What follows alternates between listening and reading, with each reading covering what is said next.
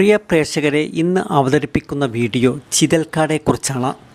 നിങ്ങൾ വിചാരിക്കുന്നുണ്ടാവും, റോഡും തോടും വിട്ട് ചിതൽക്കാടൻ്റെ ഒപ്പം എന്താ കൂടുന്നത്? ഒഴിവുണ്ടാകുമ്പോൾ ചാലിയപ്പുറം പാടശേഖരത്തിൽ പോവാന്ന് പറയുന്നത് എനിക്ക് വലിയ ഇഷ്ടമാണ്.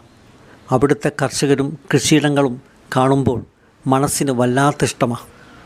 ചിതൽക്കാടെ കരിയിലക്കിളിയെന്നും പറയും.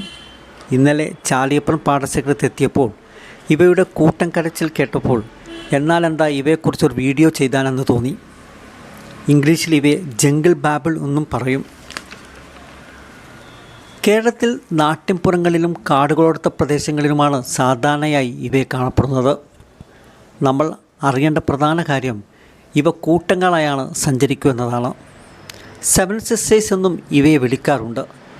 ഇവ പൊതുവെ അധികം ദൂരം പറക്കാതെ ചെറിയ ദൂരം പറന്ന് ശേഷം മരക്കൊമ്പിലോ കുറ്റിക്കാട്ടിലോ വന്നിരിക്കും. പ്രാണികൾ, പുഴുക്കൾ, വണ്ടുകൾ എന്നിവയാണ് ചിതൽക്കാടയുടെ പ്രധാന ഭക്ഷണം. ചിതലുകൾ ഇവയുടെ പ്രധാന ഭക്ഷണമാണ്. ചിതൽക്കാടുകൾ നിർമ്മിക്കുന്ന കൂടുകൾ അധികം ഭംഗിയില്ലാത്തവയാണ്. കുഞ്ഞുങ്ങൾ ഉണ്ടാവുമ്പോൾ ഇവ പ്രത്യേക രീതിയിലുള്ള ശബ്ദമുണ്ടാക്കി ജനശ്രദ്ധ നേടുന്നു. പൊതുവിൽ വലിയ ശബ്ദമുണ്ടാക്കുന്ന പക്ഷിക്കൂട്ടമാണ് ചിതൽക്കാടകൾ.